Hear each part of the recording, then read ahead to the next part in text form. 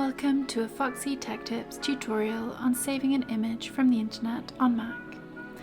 If you find this tutorial helpful, please consider subscribing to my channel and liking the video. Open up Safari or whatever browser you use and search for the image that you would like to download. Click Images at the top of the page. Click on the image that you would like to save.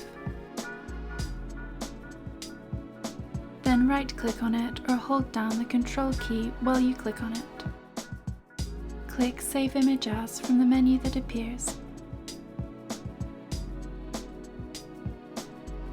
You can now name your image and choose where on your Mac you would like it to be saved. Click Save.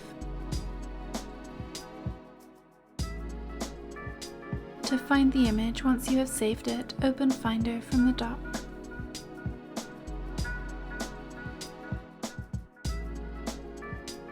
Go to where you chose to save it and your image will be there.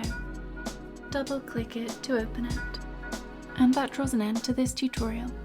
Please like the video if you found it helpful and subscribe to Foxy Tech Tips for more Mac tips and tricks.